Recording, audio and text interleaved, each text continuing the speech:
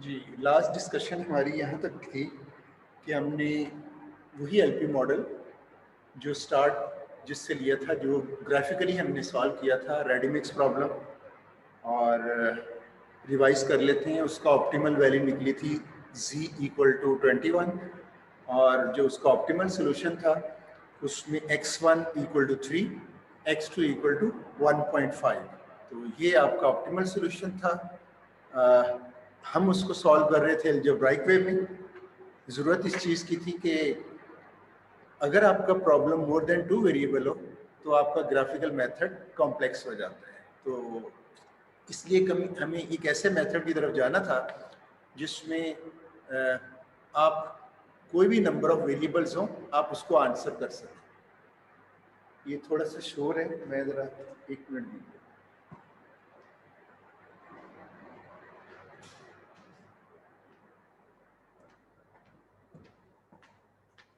जी, तो आपको याद होगा कि हमने ये प्रॉब्लम यहाँ तक स्टॉप किया था। अगर आपको ये स्लाइड नज़र आ रही हो, ये हमारा था स्टार्टिंग बेसिक फिजिबल सॉल्यूशन। तो कोई मुझे इस वक्त बताएगा, हर आइट्रेशन में आपके पास कोई ना कोई ऑप्टिमल वैल्यू होगी और कोई ना कोई ऑप्टिमल नहीं, कोई ना कोई ऑब्जेक्टिव वैल्यू होगी और कोई ना कोई सोल्यूशन वैल्यू होगी, बेसिक सोल्यूशन होगा। तो करंटली कोई मुझे बताएगा इस वक्त इस फर्स्ट आइट्रेशन में हमारे पास ऑब्जेक्टिव वैल्यू क्या है, यानी जी की वैल्यू क्या है, और आपका जो जो आपके डिसीजन वेरिएबल्स हैं, यानी आपका ये कह दें बल्कि बेसिक वेरिएबल्स, वो क्या है। तो सबसे पहले हम देखते हैं कि हमारी ऑब्जेक्टिव वैल्यू करंट आइट्रेशन में क्या शो हो रही है। कोई गाइड करेगा? सर क्वेश्चन रिपीट करेंगे? मैंने ये पूछा है कि मैंने आपको बताया ये है कि हर आइट्रेशन में एक सोल्यूशन जरूर एग्जिस्ट कर रहा होगा, वो ऑप्टिमल है या नहीं ये बात की बात है। लेकिन हर आइट्रेशन में, जैसे ये एक फर्स्ट आइट्रेशन है मेरे सामने जो टेबल में डेटा पड़ा हुआ है, तो हर आइट्रेशन में ऑब्जेक्टिव वैल्यू होगी और बेसिक सोल्यूशन होगा। तो हमने असल में ऑप्टिमल ऑब्जेक्टिव वैल्यू ढूंढनी है और ऑप्टिमल सोल्यूशन, वो तो हम ग्रेजुअली देखेंगे। तो हर आइट्रेशन में ऑब्जेक्टिव वैल्यू होगी जी की और सोल्यूशन वैल्यू होगी। इस वक्त करंटली आपकी ऑब्जेक्टिव वैल्यू क्या है, मींस आपकी जी की वैल्यू क्या है इस आइट्रेशन में? सर -5 -4 सर 0 सर 0 सर 0 है। और जो आप -5 कह रहे थे वो कोएफिशिएंट्स हैं ऑब्जेक्टिव फंक्शन के। वो पूरे फंक्शन में जो जो जिसको हम 0 भी कहा था, उसके ना कोएफिशिएंट्स हैं, यानी x1 के कोएफिशिएंट, वो वैल्यू नहीं है। जो वैल्यू अभी बताई है वो z, मतलब सोल्यूशन वैल्यू, ये देखिएगा z और इसकी सोल्यूशन वैल्यू इधर पड़ी होगी 0। और इस वक्त बेसिक सोल्यूशन क्या है और उनकी वैल्यूज क्या है, आप वैल्यूज बता दें currently. Sir basic solution S1 S2 S3 S4। Yes, ये जो बेसिक कॉलम है ये आपका बेसिक सॉल्यूशन। इनकी वैल्यूज कैसे लेंगे? S1 = 24, S2 6, S3 1, S4 2। अब आपको ये पता चल गया है कि जब भी कोई आइट्रेशन में आपसे पूछूं इस वक्त सॉल्यूशन वैल्यू क्या है, तो आप बेसिक, हम बेसिक पे ही कॉन्सेंट्रेट करेंगे क्योंकि नॉन बेसिक तो 0 वैल्यूज होती हैं। तो बेसिक इस वक्त सोल्यूशन जो है वो S1 = 24, S2 6, S3 1 और S4 2 है। और ऑब्जेक्टिव वैल्यू क्या है? ऑब्जेक्टिव वैल्यू इस वक्त है z = 0। आई थिंक यहां तक क्लियर पॉइंट, कोई इश्यू तो नहीं, स्टार्ट ले सकते हैं? Yes sir. जी, अब हमारा ऑब्जेक्टिव क्या है? अगर मैं ग्राफ के तौर पे देखूं, मैं ग्राफ की तरफ लेके जाऊंगा क्योंकि यही प्रॉब्लम हमने ग्राफिकल मेथड से भी सॉल्व किया हुआ है। मैं ग्राफ पे आप लेके जाना चाहूंगा कि हम कर क्या रहे।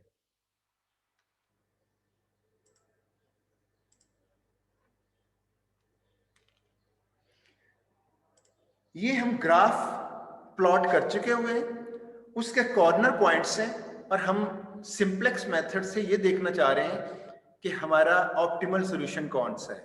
तो अगर आप देखें, मैंने आपसे कहा था वो कॉर्नर पॉइंट में से कोई एक पॉइंट होगा। तमाम कॉर्नर, ये 1 2 3 4 5 6 कॉर्नर पॉइंट्स हैं और इनमें से एक ऑप्टिमल है।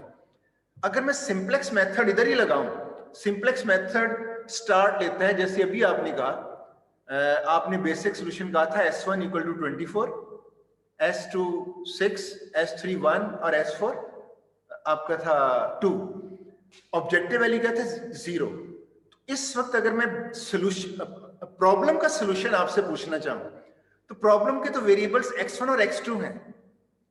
तो बेसिक सोल्यूशन नो डाउट आपका S1, S2, S3, S4 है, लेकिन आपके जो डिसीजन वेरिएबल्स हैं, ओरिजिनल वेरिएबल्स हैं, वो आपके प्रॉब्लम का सोल्यूशन है।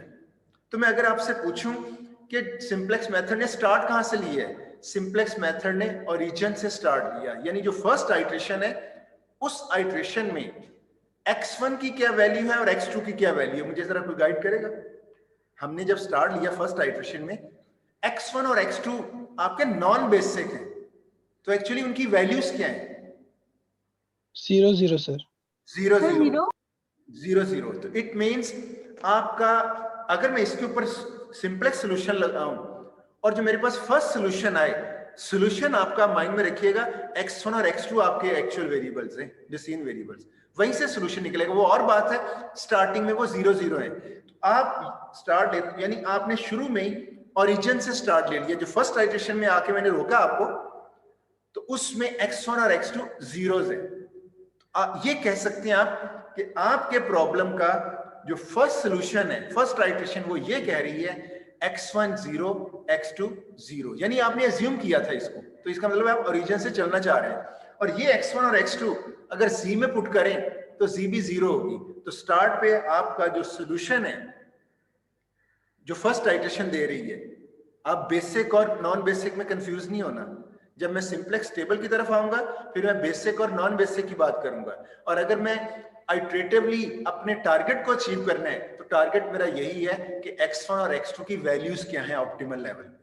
तो देखा जाए तो हमने स्टार्ट ओरिजिन से लेने के लिए एक अजम्पशन ली थी सिंप्लेक्स मेथड में कि हमारे डिसीजन वेरिएबल्स नॉन बेसिक होनी चाहिए, 0 0। तो फर्स्ट आइट्रेशन में अगर मैं ये पूछूं x1 क्या है, आप कहेंगे 0, x2 क्या है, 0। तो x1 और x2 0 है और ऑब्जेक्टिव वैल्यू 0, ये आपको टेबल के अंदर नजर भी आ रही होगी। कैसे? z तो 0 नजर आ रही है और x1 और x2 बेसिक कॉलम में मिसिंग है, मींस अगर मैं उनकी वैल्यूज पूछूं वो भी नजर आ रही है कि वो 0 है, वो मिसिंग वेरिएबल्स है। तो आपने, अगर मैं ग्राफ और उसको साथ साथ लेके जाऊंगा, आपको दिखाऊंगा कि इधर सिंप्लेक्स मेथड लगाएं तो क्या होगा, उधर सिंप्लेक्स मेथड क्या होगा। तो फर्स्ट आइट्रेशन तक एक्चुअली आप ओरिजिन से स्टार्ट किया है, इधर से ग्राफ से, और उधर से फर्स्ट आइट्रेशन में भी यही सॉल्यूशन आ रहा है, x1 x2 0, z equal to 0। कोई प्रॉब्लम तो नहीं, बताइए। No sir. थोड़ी सी कंफ्यूजन जरूर होगी, ग्रेजुअली ये चेंज हो जाएगी।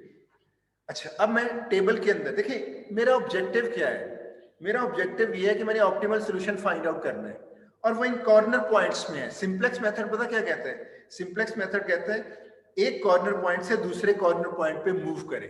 फर्स्ट आइट्रेशन हमारी टेबल की 0 0 है, यहां से स्टार्ट ले रहे हैं। अगली आइट्रेशन में आपको या तो ये पॉइंट कैलकुलेट होगा या ये कैलकुलेट होगा, और जो सिंप्लेक्स मेथड है वो इतना इंटेलिजेंट है कि वो शॉर्टेस्ट मेथड को फॉलो करेगा। अगर देखा जाए तो मैं इस पॉइंट से, या तो मेरा अगली आइट्रेशन में ये पॉइंट कैलकुलेट होगा या ये होगा। अगर ये कैलकुलेट होता है तो यहां से आइट्रेटिव मेथड है, इस पॉइंट से अगला पॉइंट ये तो हो नहीं सकता, ये होगा, तो ये दूसरी आइट्रेशन हो जाएगी। देखिए ये फर्स्ट आइट्रेशन, सेकंड में ये पॉइंट आया, थर्ड में ये पॉइंट आया, 4 और 5। आपको याद होगा ये आपका ऑप्टिमल सॉल्यूशन था, आपने ग्राफिकली सॉल्व किया था। तो अगर मैं इसके ऊपर सिंप्लेक्स मेथड लगाऊं, सिंप्लेक्स मेथड कहता है कि आपने तमाम पॉइंट्स को एक्सप्लोर करके ऑप्टिमल नहीं ढूंढना, बल्कि सिंप्लेक्स आपको बताएगा कि किस तरह से वो ऑप्टिमल पॉइंट तक मिनिमम डिस्टेंस से रीच करेगा। तो अगर मैं इधर एक्सप्लोर करूं, ये मेरी फर्स्ट आइट्रेशन है, टेबल की बात कर रहा हूं, या अगर फर्ज करें अगली आइट्रेशन में ये आंसर आता है, तो नेक्स्ट जाहिर है यही पाथ फॉलो करना पड़ेगा। ये फर्स्ट, ये यानी फर्स्ट आइट्रेशन तो हमने ये ले ली, second, third, fourth, fifth iteration में जाके आपको आंसर मिलेगा। लेकिन सिंप्लेक्स मेथड इतना इंटेलिजेंट वे है, वो खुद से उस पॉइंट को रीच करने के लिए शॉर्टेस्ट पाथ, कहने का मतलब है ये आपकी स्टार्टिंग आइट्रेशन फर्स्ट, वो अगली आइट्रेशन में ये कैलकुलेट करेगा, इस कॉर्नर पॉइंट तक जाएगा, फिर अगली आइट्रेशन में इस कॉर्नर पॉइंट तक जाएगा, इस कॉर्नर पॉइंट पे जाने के बाद उसको पता चल जाएगा कि ऑप्टिमैलिटी अचीव हो गई। तो कितनी अटेम्प्ट्स में ले रहा है वो? ये फर्स्ट आइट्रेशन स्टार्टिंग थी, सेकंड, थर्ड, यानी थर्ड अटेम्प्ट पे वो इस पॉइंट तक पहुंच गया, उसको ये एक्सप्लोर करने की जरूरत ही नहीं है। अभी देखिएगा हम कैसे चलेंगे। हम यहां से स्टार्ट होगा, ये हम स्टार्ट ले चुके हैं, मैंने टेबल में आपको दिखा दिया। उस वक्त x1 x2 0 है और ऑब्जेक्टिव वैल्यू 0 है।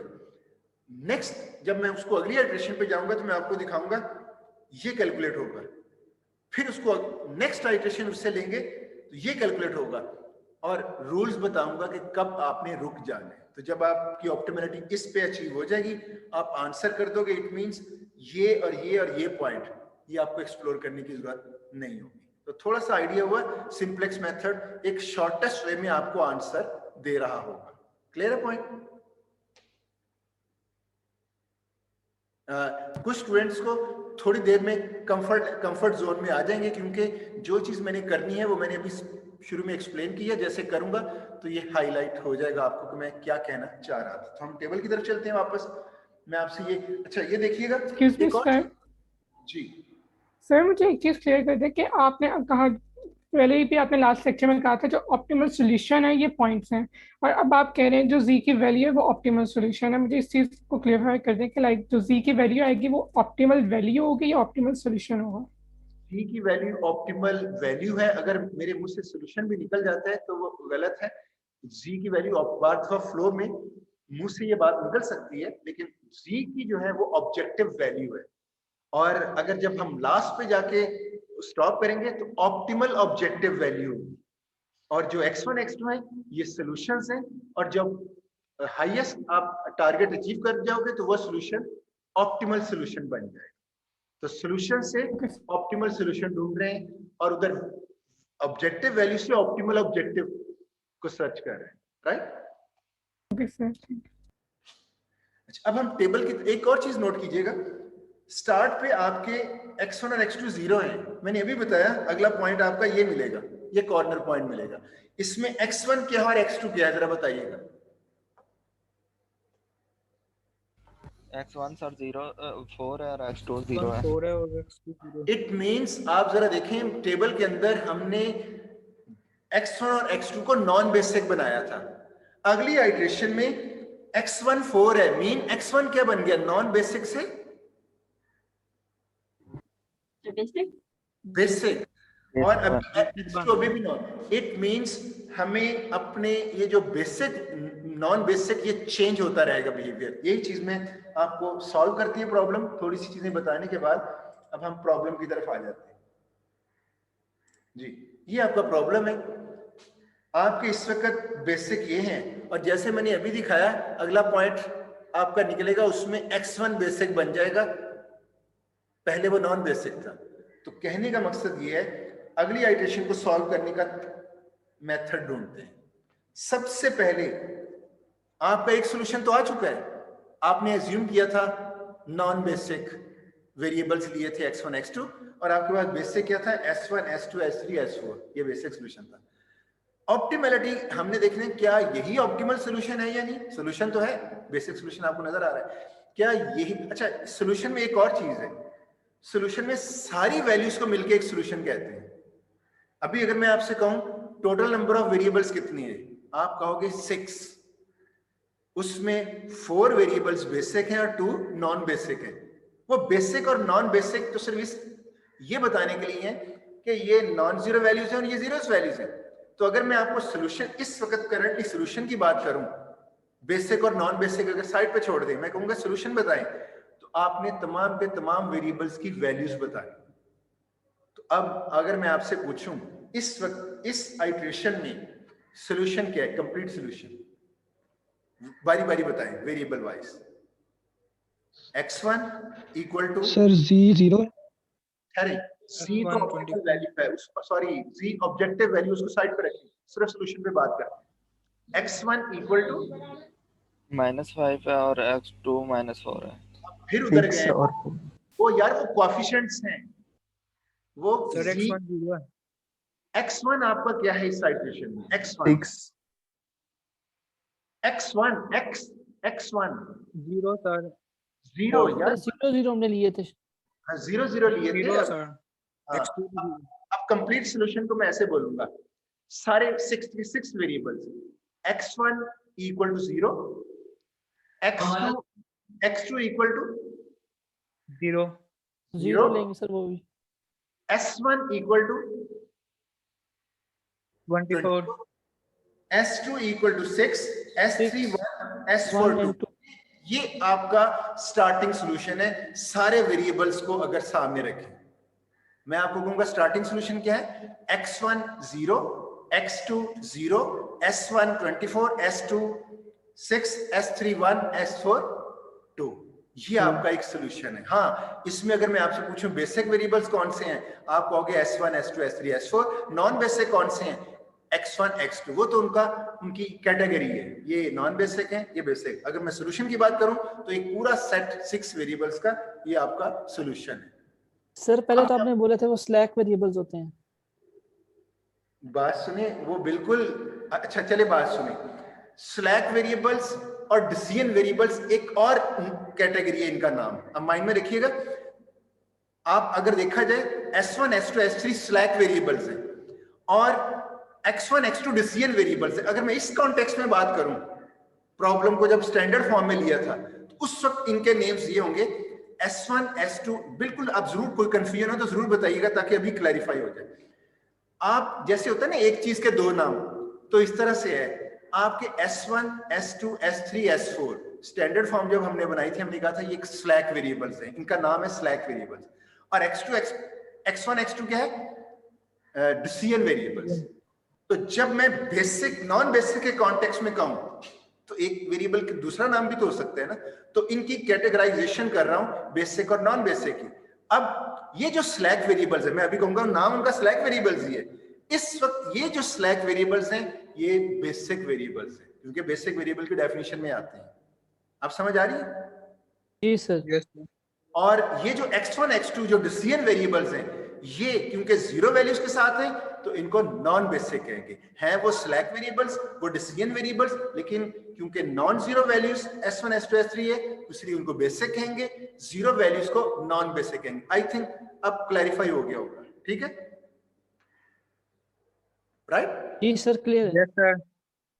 कोई कंफ्यूजन हो जरूर करें, क्वेश्चन करें ताकि तो थोड़ा सा चीजें खुलनी शुरू हो जाए।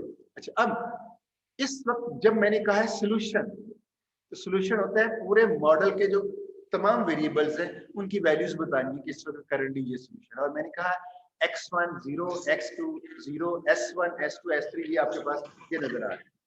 और स्टार्टिंग आइटरेशन में ऑब्जेक्टिव वैल्यू क्या है? 0 0 0 सर। 0। आपने कहना 0 यानी c equal to 0। I think अब हम चल सकते हैं आगे, समझ आ गई होगी आपको, राइट? स्टेप 2 में जाना है, स्टेप 2 हमने देखना है और स्टेप 2 अभी अप्लाई करना है फर्स्ट आइटरेशन पे कि क्या जो हमारा अभी सॉल्यूशन है, जो अभी मैंने कहा है 6 वेरिएबल्स की वैल्यूज के साथ, ये सॉल्यूशन ऑप्टिमल है या नहीं, उसका ऑप्टिमैलिटी टेस्ट लगा के पता चले। ये माइक ऑफ कर ले, किसी का माइक ऑन है, जब आप बोलना चाहें उस वक्त माइक ऑन करें। ये प्लीज माइक ऑफ कर लें जी, थैंक यू। अब मैं ये कहना चाह रहा हूं, हमारा जो इस वक्त ये मेरी आवाज ये नुमान अजीज, प्लीज माइक ऑफ कर लें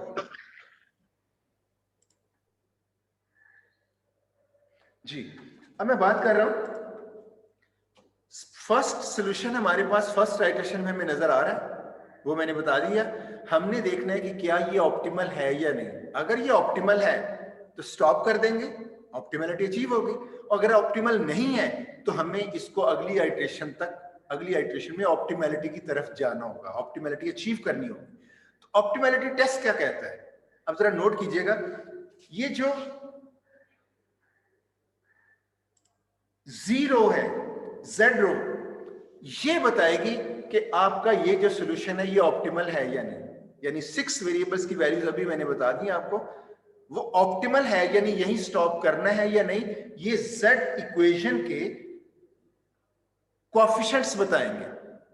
तो अब आप देखें मैक्सिमाइजेशन का प्रॉब्लम है, मैक्सिमाइजेशन में अगर ये प्रॉब्लम मैक्सिमाइजेशन का है और Z रो के सारे कोएफिशिएंट्स पॉजिटिव हैं तो ऑप्टिमल होगा, अदरवाइज ऑप्टिमल नहीं होगा। तो बताएं ये ऑप्टिमल है या नहीं?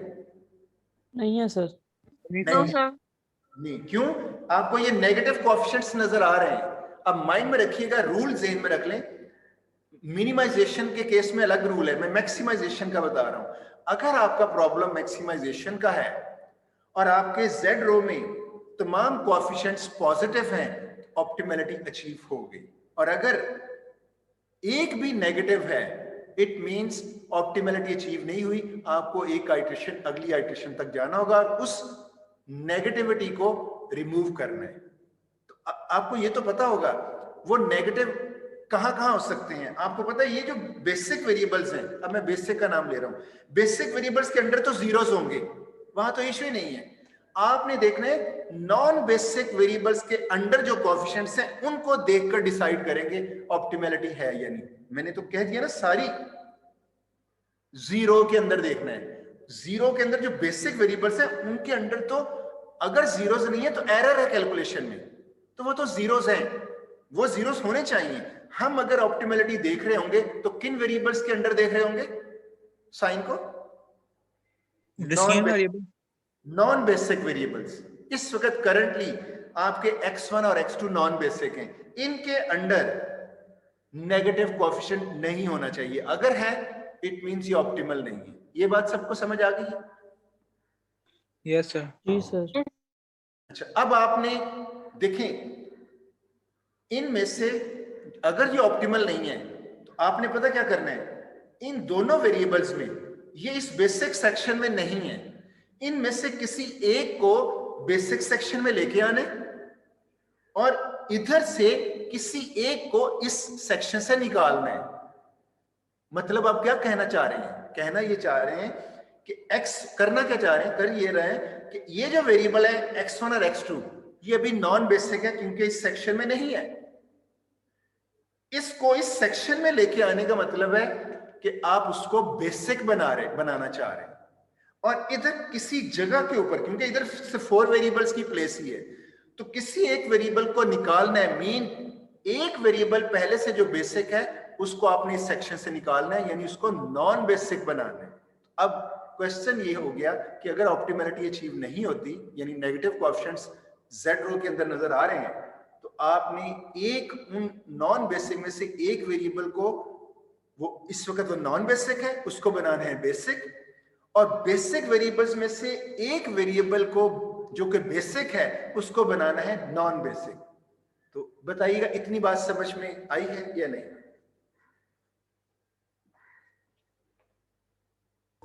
रिपीट कर देता हूं। सर रिपीट कर देंगे। Yes sir. रिपीट कर दे। रिपीट कर देते हैं। इस वक्त आपके 2 नॉन बेसिक हैं और 4 बेसिक हैं। आपने नॉन बेसिक में से एक को बेसिक बनाना है और बेसिक में से एक को नॉन बेसिक बनाना है। ये ऑब्जेक्टिव। क्यों करना है ऐसे? क्योंकि ऑप्टिमैलिटी अचीव नहीं हुई, आपको ऑप्टिमैलिटी के लिए ये वर्क करना होगा। अब पॉइंट क्लियर हुआ? Yes sir. Yes sir. जी सर। नेक्स्ट क्वेश्चन ये आता है, किसको बेसिक बनाना है और किसको नॉन बेसिक बनाना है। ये आपको अभी सिंप्लेक्स मेथड गाइड करेगा। देखें नॉन बेसिक क्या है अभी बताइएगा। किन में से कौन से वेरिएबल्स को आप में से एक को आपने बेसिक बनाना है? जरा वेरिएबल लिस्ट करें। कौन से non variable? x1 sir. Sir x1 को x1 और x2 ये दोनों कैंडिडेट हैं, दोनों नॉन बेसिक है ना? Yes sir. तो दोनों कैंडिडेट हैं बेसिक बनने के लिए, लेकिन किसको बनाना है? सिंप्लेक्स मेथड कहता है जिसके अंडर जो कोएफिशिएंट है वो मोस्ट नेगेटिव वो कैंडिडेट होगा, उसको बेसिक बनाया जाएगा। अब आपने अभी कह दिया कि नॉन बेसिक है x1 और x2, तो उनमें से किसको बेसिक बनाना है? ये मैं सिंप्लेक्स का रूल बता रहा हूं। सिंप्लेक्स मेथड कहता है जिसका z इक्वेशन में कोएफिशिएंट मोस्ट नेगेटिव है। कोई बताएंगे कौन सा कैंडिडेट होगा बेसिक बनने? -5 1 -5 मोस्ट नेगेटिव है। मोस्ट नेगेटिव मीन नेगेटिव हो और मैग्नीट्यूड लार्जर हो। हालांकि -5 लेस वैल्यू है देन -4, ये नहीं देखना आपने, उनकी मैग्नीट्यूड को नहीं देखना। Most negative mean negative sign जिसके साथ है वो वैल्यू ज्यादा कौन सी है, वो -5। ये चीज क्लियर होगी कि मोस्ट नेगेटिव टर्म मैंने यूज की है। मैंने ग्रेटर और लेस वैल्यू नहीं बताई आपको। ग्रेटर और लेस के तो आंसर और है, -4 ग्रेटर है और -5 आई थिंक ऐसी है ना, -4 ग्रेटर है और -5 लेस, अगर Yes, sir. Values wise. लेकिन हम यहाँ पे कौन सा रूल लेते हैं, मोस्ट नेगेटिव या मोस्ट पॉजिटिव की टर्म यूज करेंगे। तो मैंने कहा मोस्ट नेगेटिव, उसमें उनकी वैल्यूज को नहीं देखेंगे लेस और ग्रेटर को, बल्कि नेगेटिविटी देखेंगे किसकी ज्यादा है। तो -5 मोस्ट नेगेटिव है, ये होगा एंट्रिंग। तो जरा देखते हैं, अब एल्गोरिथम स्टार्ट करते हैं। अगर आपको समझ आ गया, ऑब्जेक्टिव यही था। अगर ऑप्टिमल, पहले ऑप्टिमल टेस्ट लगाया, ऑप्टिमल टेस्ट कह रहा था z इक्वेशन में सारे कोएफिशिएंट्स पॉजिटिव होने चाहिए, नहीं मिले, it means optimality test fail हो गया। इट मींस हमें इसको आगे किसी नॉन बेसिक में से एक को बेसिक बनाना है और बेसिक में से एक को नॉन बेसिक बनाना है। इट मींस अब पहले नॉन बेसिक को बेसिक बनाने का डिसीजन लेने लगे हैं। और मैंने अभी आपसे कहा 2 नॉन बेसिक हैं, x1 x2, उनमें से कौन, ये दोनों कैंडिडेट हैं बेसिक बनने के। लेकिन मोस्ट नेगेटिव, सिंप्लेक्स मेथड कहता है मोस्ट नेगेटिव को एंटर पहले डिसाइड करो। तो ये देखिए ऑप्टिमैलिटी टेस्ट, अब आपको चीजें नजर भी आएंगे।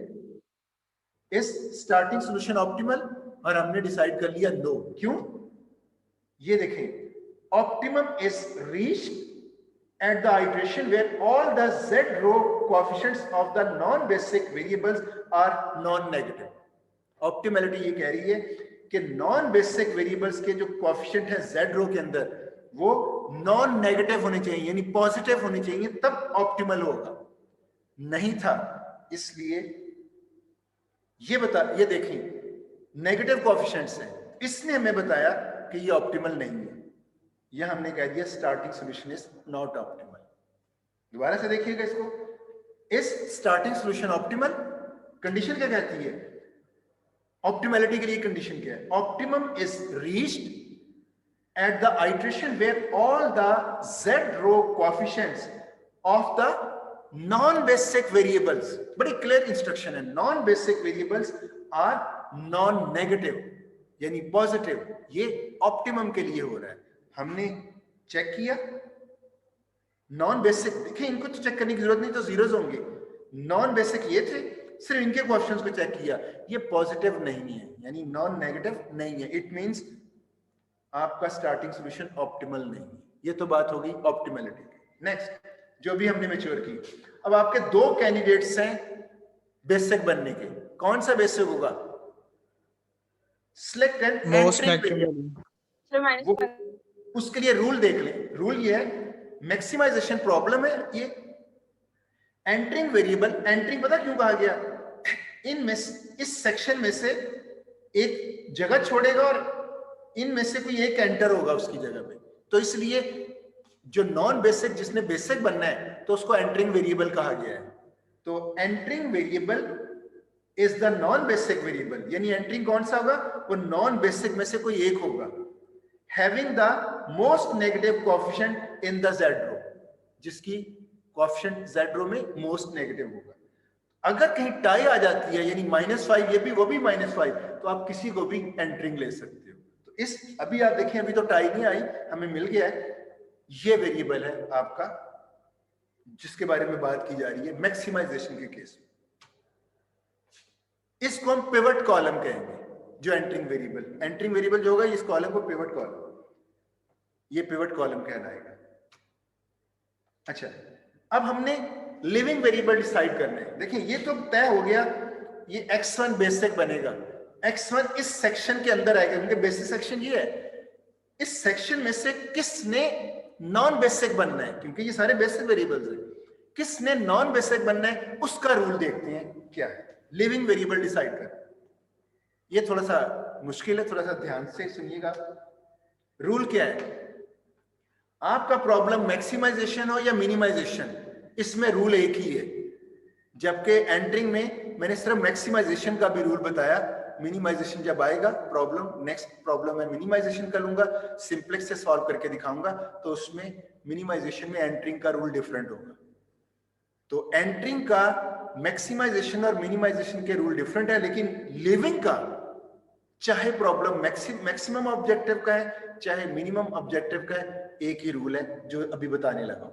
ये जो रूल बता रहा हूं इसमें ऑब्जेक्टिव फंक्शन मैक्सिमाइजेशन हो या मिनिमाइजेशन, सेम रूल है। क्या है? Leaving variable is the basic variable, यानी इन बेसिक में से कोई होगा जिसने लीव करना है, associated with smallest ratio, non negative. अभी रेशियो के बारे में नहीं बताया। Ties are broken arbitrarily. तो कहा यह जा रहा है वो वेरिएबल इनमें से नॉन बेसिक लीव करेगा जिसकी रेशियो मिनिमम हो। तो पहले तो रेशियो को देखना है, रेशियो क्या है। हमने रेशियो के लिए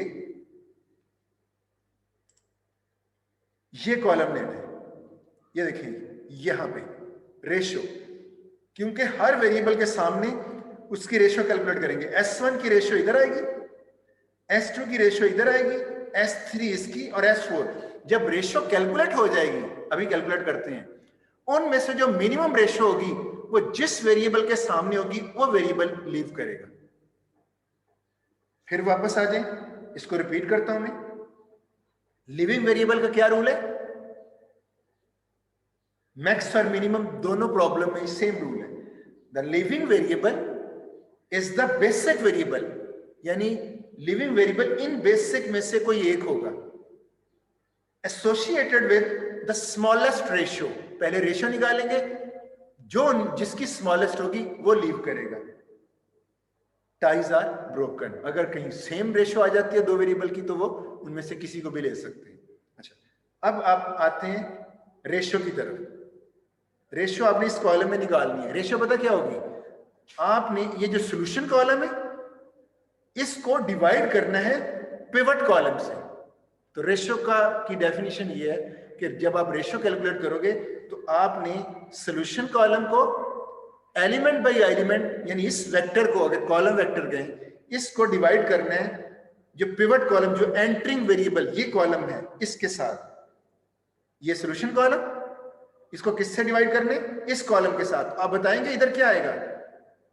24 divided by 6, element by element division होगी। 24 डिवाइडेड बाय 6 4, ये क्या होगा? इधर क्या आएगा? 6 होगा सर। 6 डिवाइडेड बाय 1 जाके 6, 1 डिवाइडेड बाय -1 आएगा सर। -1 ये नेगेटिव रेशियो आ जाएगी। 2 डिवाइडेड बाय 0, ये इंफिनिटी। मेरे ख्याल में अब आपको पता चल गया होगा कि हमने रेशियो कैलकुलेट करके इन सारे वेरिएबल्स के सामने रेशियो है। S1 के सामने क्या है? इसकी रेशियो क्या है? 4। S2 की रेशियो क्या है? 6। S3 की रेशियो -1 और S4 की रेशियो इंफिनिटी। और हमने कौन सी रेशियो लेनी है? किस वेरिएबल को लीव करना है? जिसकी रेशियो मिनिमम हो। ये देखें स्मॉलेस्ट रेशियो, और दूसरी ये है नॉन नेगेटिव। तो माइंड में रखिएगा, अगर किसी की रेशियो नेगेटिव है या इंफिनिटी है, उसको कैलकुलेशन में लेके ही नहीं आना, उनको इग्नोर कर देना है। क्यों? हमारे पास है नॉन नेगेटिव, जो स्मॉलेस्ट हो लेकिन नॉन नेगेटिव हो। इट मींस ये दोनों S3 और S4 तो बाहर निकल गए इस रेस से। क्यों? S3 की रेशियो है -1 और S4 की रेशियो है इंफिनिटी। तो ना तो इंफिनिटी वाले रेशियो को कंसिडर करना है या ना नेगेटिव रेशियो को कंसिडर करना है, सिर्फ पॉजिटिव रेशियोज को लेना है। और उसमें से किसको लेना है लीविंग के लिए? स्मॉल को, मिनिमम जो होगी। तो अब हमारे पास S1 की रेशियो है 4 और S2 की रेशियो है 6। किसकी मिनिमम है? 4 सर। S1 sir 4। अब आप बता सकते हो कौन सा वेरिएबल लीव करेगा? S1 sir, X1 sir. S1। अब आप कह सकते हो ये दोनों इग्नोर कर देनी है नेगेटिविटी की वजह से और इन्फिनिटी की वजह से, और ये आपकी मिनिमम रेशियो है। इसको पिवट रो कहना है। जिधर उधर पहले पिवट कॉलम निकाला था, जब एंटरिंग का डिसाइड हो गया था तो उसको हमने कह दिया था ये पिवट कॉलम है। जब लीविंग का डिसाइड हो गया रो का, तो इधर इसको हमने कहना है पिवट रो। मेरे ख्याल में पॉइंट क्लियर हो गया। अगर आप जल्दी से मैं इसको दोबारा से बताना चाहूं तो मैं एक दफा रिपीट कर देता हूं, सब स्टूडेंट्स को पता चल जाए, क्योंकि थोड़ा सा कॉम्प्लेक्सिटी है इस प्रॉब्लम में जी। यहां से चलना था। फर्स्ट आज जो स्टार्ट लिया मैंने, स्टार्टिंग आइट्रेशन है। पहले देखना है क्या ये ऑप्टिमल है या नहीं। रूल ये है कि ऑप्टिमम तब होगी कि अगर नॉन बेसिक वेरिएबल्स के अंडर जो कोफिशिएंट्स हैं जेड रो के अंदर वो पॉजिटिव होने चाहिए। जरा सारी मेरी एक एक वर्ड की टर्म को नोट कीजिएगा। ऑप्टिमम होगा सॉल्यूशन या ऑप्टिमल, वो सॉल्यूशन स्टार्टिंग सॉल्यूशन ऑप्टिमम होगा कब? नॉन बेसिक वेरिएबल्स के अंडर जेड रो में पॉजिटिव कोएफिशिएंट्स होने चाहिए। नॉन बेसिक वेरिएबल्स के अंडर जेड रो में पॉजिटिव कोएफिशिएंट्स होने चाहिए तो ऑप्टिमल है। जबकि इधर क्या है?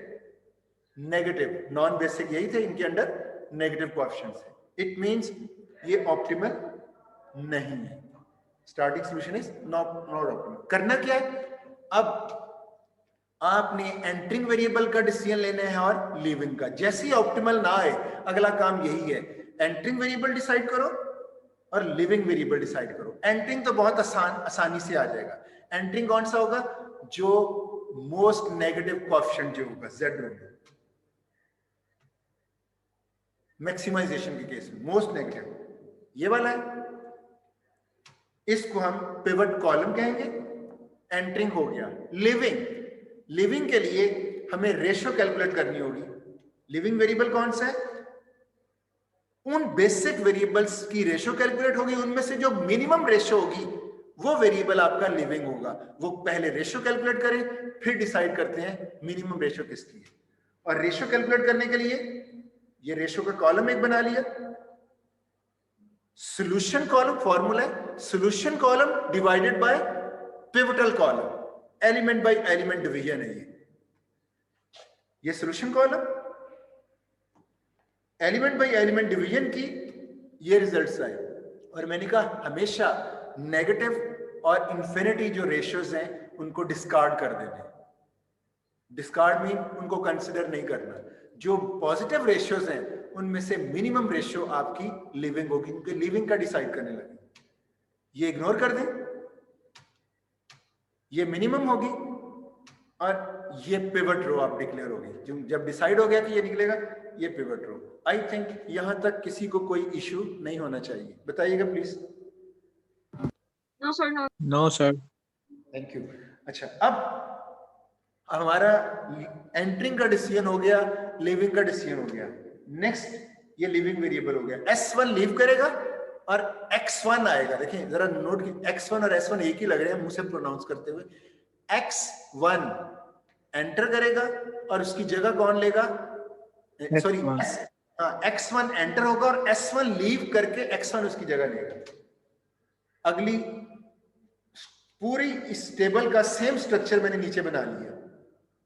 ये लीव करेगा, S1 लीव, कौन सा आएगा इसकी जगह पे? X1 एंटर, ये X1 सर। अब आपको अगली आइटरेशन में पता चल गया कि आपने जो नया सेट लेना है उसमें इसकी जगह पे X1, बाकी सेम वही रखनी है। No issue? No sir. Good. अब आपकी ना कैलकुलेशन होनी है, आपने ये सारा डेटा कैलकुलेट करना है। और शुरू में हो सकता है आपको प्रॉब्लम हो, लेकिन जब आप सीख जाएंगे तो ये पूरे सेमेस्टर के अंदर ये कैलकुलेशन जो भी मैं बताने लगा हूं ऐसे ही होनी है, कोई कॉम्प्लेक्सिटी इससे ऊपर डिफिकल्टी लेवल नहीं। यानी जो डिफिकल्टी लेवल आज डिस्कस होगा, यही हमेशा जब भी आप इस आइट्रेशन को कंप्यूट करोगे, यही मेथड होगा। नोट कर लीजिएगा, गौर से सुनिएगा। हो सकता है थोड़ा सा लेंथी प्रोसेस आपको लगे, लेकिन समझ आ जाएगी आपको, क्योंकि यही चीजें रिपीट होनी है बार बार। जब इस चीज की बात होगी तो पॉइंट क्लियर हो जाएगा। सबसे पहले आपने पता किसको कैलकुलेट करना है, ये जो वेरिएबल एंटर हुआ है ना x1, इस रो को कैलकुलेट करना है। मींस ये रो s1 की जगह पे यही रो आई है ना, ये तो पहले के मौजूद है, ये वाली ये एग्जिस्टिंग है और ये न्यू है। ये रो, इस रो को क्या कहेंगे? पिछली रो को तो मैंने कह दिया, ये देखें ये s1 है, ये पिवटल रो है, ये देखें पिवट रो। उसी की जगह पे जो नई कैलकुलेट होगी इसको कहेंगे न्यू पिवट रो। ये न्यू पिवट रो और इसकी ओल्ड पिवट रो कौन सी है? ये वाली। अब पिछली आइट्रेशन में जो फर्स्ट रो है वो ओल्ड पिवट है, नेक्स्ट आइट्रेशन जो भी आप कैलकुलेट करने लगे हैं इसमें जो वो फर्स्ट रो बन रही है उसको हम न्यू पिवट रो कहेंगे। तो नेम क्लियर है, क्योंकि ये आइटरेटिव मेथड है, इसने प्रीवियस आइट्रेशन इनपुट है और नेक्स्ट आइट्रेशन जो कैलकुलेट करनी है वही डेटा यूज कर रहे हैं जो प्रीवियस आइट्रेशन में है, इसलिए इसको आइटरेटिव मेथड कहते हैं। आइटरेटिव मेथड यही होता है जब एक स्टेप आप सॉल्व कर रहे हो, फ्रेश स्टेप, तो जो नया स्टेप आप सॉल्व कर रहे हो उसमें प्रीवियस स्टेप का डेटा अगर यूज करके न्यू स्टेप कैलकुलेट कर रहे हो, तो इस नेचर को हम आइटरेटिव नेचर कहते हैं। तो आइटरेटिव एल्गोरिथम है। तो न्यू पिवट रो के लिए फॉर्मूला क्या है? उससे पहले एक और चीज नोट कर लें। मैंने कहा था जो आपके बेसिक वेरिएबल्स होते हैं उनके अंडर आइडेंटिटी मैट्रिक्स होती है। आपने देखा होगा ये बेसिक वेरिएबल्स थे, इसके अंदर क्या है? ये थी आइडेंटिटी मैट्रिक्स और इधर क्या थे? जीरोस। तो अब मुझे बताएं आइडेंटिटी मैट्रिक्स शफल हो जाएगी क्यों? ये बेसिक वेरिएबल्स, ये न्यू बेसिक वेरिएबल्स है। देखिए इन वेरिएबल्स ने अपनी जगह नहीं छोड़नी, ये तो कॉलम है थ्रू आउट स्टेबल में, इनकी पोजीशन किसी की भी चेंज नहीं होगी। हाँ इनकी पोजीशन चेंज हो रही है। अब x1 आपका पहले है, s2 s3 s4। Identity matrix का एक और मेथड है देखने के लिए, s1 रो और s1 के नीचे 1 होना चाहिए और बाकी क्या होना चाहिए? जीरोस। समझ आ रही है? फर्स्ट वेरिएबल s1 और s1 कॉलम दोनों के सामने 1 और नीचे जीरोस। s2 सेकेंड रो है तो उधर s2 और s2 रो और s2 कॉलम में 1 होना चाहिए। देखिएगा s2 रो और कहां 1 होना चाहिए? s2 कॉलम में और ऊपर और नीचे जीरोस। s3 को देखें, s3 रो और s3 कॉलम 1 और ऊपर नीचे zeros. s4 row s4 column 1। Identity matrix को देखने का एक ये व्यू भी है। इस हिसाब से इस प्रॉब्लम में अभी कैलकुलेशन के बाद आएगी, सिर्फ मैं एक्सपेक्ट कर रहा हूं आपको ये दिखाने के लिए कि अगला अगर डेटा सही तरह से आपने कैलकुलेट किया तो कैसा होगा आइडेंटिटी मैट्रिक्स लेवल। अब मुझे बताएं x1 रो और x1 कॉलम, इधर क्या आना चाहिए? 1 आना चाहिए। 1 आना चाहिए और नीचे क्या आना चाहिए? 0 0 0 0 सर। अच्छा, दूसरी आइडेंटिटी मैट्रिक्स अब शफल्ड है, इसलिए मुझे ये बताना पड़ रहा है। s2 रो और s2 कॉलम, ये यहां क्या आना चाहिए? 1 सर। 1 और ऊपर नीचे zeros. Yes Right? Sir. s3 रो और कौन सा कॉलम लेना है? s3 कॉलम, क्या आना चाहिए इधर? 1 और ऊपर नीचे जीरोस। s4 और s4 1 ऊपर नीचे जीरोस। और दूसरा आपने देखा होगा ये जो आइडेंटिटी मैट्रिक्स आ गई, इनके कॉलम के ऊपर जो z रो में है वो भी जीरोस है। ये शेप आपको होनी चाहिए। जरा गौर से आइडेंटिटी मैट्रिक्स देखें, आइडेंटिटी मैट्रिक्स शफल्ड है। क्या है? x1 पहला वेरिएबल है, x1 और x1 1, ये जीरोस। क्योंकि ये बेसिक है तो इसका कोएफिशिएंट z में भी 0 है। जैसे मैंने कहा था ये बेसिक है तो इनका कोएफिशिएंट जीरोस है, वो भी साथ साथ चेक कर रहे हैं। s2 और s1 s2 कॉलम 1 और ये जीरोस और Z में भी उसका कोएफिशिएंट 0 होना चाहिए। S3 1, ये जीरोस और Z में भी 0 होनी चाहिए। S4 1, ये 0 इधर मिस कर गया हूं, इधर 0 होनी चाहिए और ऊपर नीचे सारे जीरोस। क्या अब आपको पता चला कि आइडेंटिटी मैट्रिक्स के 4 कॉलम थे, लेकिन वो अब शफल्ड हो गए हैं। ये आइडेंटिटी मैट्रिक्स का फर्स्ट कॉलम 1 0 0 0, ये सेकंड कॉलम, थर्ड और फोर्थ, और डायगोनल देखें ये बन रहा है, डायगोनल उसी तरह ही बन रहा है। अगर इनको साथ जोड़ दें डायगोनल अपनी प्रॉपर शेप लेगा। पॉइंट क्लियर हुआ? बताइएगा। Yes sir. अच्छा, ये मैंने अभी जो डेटा बताया ये ऐसा होना चाहिए, ये मेरी नीड है, ये मेरी क्या ले इंटेंशन है। कैलकुलेशन के बाद पता चलेगा ये आता है या नहीं। अब नोट करें मुझे करना क्या है। मुझे ये जो सर, जी जी सर जो आपने S1 पूरा कॉलम हम चेंज करेंगे पिवट कॉलम के साथ?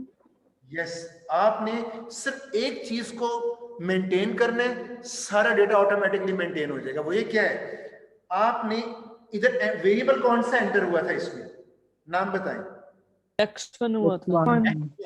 X1। सिर्फ ये जो पिवट कॉलम है इसके नीचे आपने उसकी आइडेंटिटी जो आइडेंटिटी मैट्रिक्स का जो फर्स्ट कॉलम है सिर्फ उसको मेंटेन कर लें, सारा टेबल सॉल्व हो जाएगा। यानी मैं क्या कहना चाह रहा हूं, इधर क्या आना चाहिए 1, इधर क्या आना चाहिए 0 0 0 0, और Z में इधर क्या आना चाहिए 0 0। सिर्फ एक कॉलम को आप मेंटेन कर लें, जो अभी सारी बातें गई थी वो सारी ऑटोमेटिकली कैलकुलेशन में, क्योंकि ये ऑपरेशन सबके ऊपर लगेगा, सारा डेटा कैलकुलेट। इट मींस हमारा ऑब्जेक्टिव इसको 1 लेके आना है और इसके ऊपर नीचे जीरोस। कैसे लेके आएंगे, मैट्रिक्स है, कोई मैथमेटिक्स में कोई फॉर्मूला पता है कैसे लेके आते हैं? Sir transpose. आपने रो ऑपरेशंस पढ़े होंगे। रो ऑपरेशन सर पढ़े थे। हाँ, ट्रांसपोज सर। ट्रांसपोज होता है उनकी जगह ही चेंज कर देनी, जबकि इधर हमारी रिक्वायरमेंट है कि इधर 1 ना आए, 1 आए, रो ऑपरेशंस लगेंगे। I think Gauss Jordan method या इस तरह का कोई मेथड, नाम पता नहीं। Yes sir, Gauss Jordan elimination method. Right. अब आप देखें मैंने इस कॉलम को सिर्फ कैलकुलेट करना है और उस कॉलम के लिए सिर्फ पहले इस एंट्री को 1 को लेके आता हूं। पहले 1 के लिए देखते हैं, जब 1 आ जाएगा ना ये उस 1 ऑपरेशन से सारी रो कैलकुलेट हो जाएगी, क्योंकि आपको पता होगा रो ऑपरेशन मेरी इंटेंशन है कि इधर 1 आए, और 1 आएगा तो जबरदस्ती तो 1 ही लेके आ सकते, तो मैं रो ऑपरेशन लगाऊंगा ताकि इधर 1 आए। उस रो ऑपरेशन ने क्या करना है, इस पूरी रो को कैलकुलेट करके दे देना है, फिर सिस्टम में कोई प्रॉब्लम नहीं होगा। अगर आप जबरदस्ती सिर्फ इसी को 1 करेंगे तो सिस्टम में तो गड़बड़ हो गई। तो रो ऑपरेशन ये कहते हैं कि अगर आप रो ऑपरेशन लगाते हो तो सिस्टम पे कोई फर्क नहीं पड़ता, सिस्टम मेंटेन रहता है। आपने पहला आपका टारगेट है ये जो x1 एंटर हुआ था इधर 1 लेके बनाना, और उस इसका मतलब है आप ये रो, इसको मैंने क्या कहा था, new pivot row. Yes sir. तो आपने न्यू पिवट रो कैलकुलेट करनी है 1 मेंटेन करने के लिए, और उसके लिए रूल पता क्या है, आपने इधर 1 लेके आना है। ओल्ड 6 से डिवाइड कर दें। देखिए ओल्ड पिवट रो ये है, अगर ओल्ड पिवट रो को आप 6 से डिवाइड कर दें इधर 1 आ जाएगा। Yes sir. अब आप Yes, sir. Yes sir. आपकी तरफ से क्वेश्चन आ सकता है कि मुझे 6 का ही क्यों पता चला।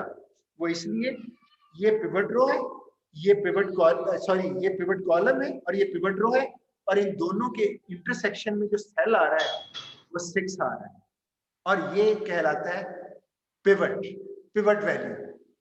तो मुझे कैसे पता चला कि मैं इस रो को किससे डिवाइड करना है?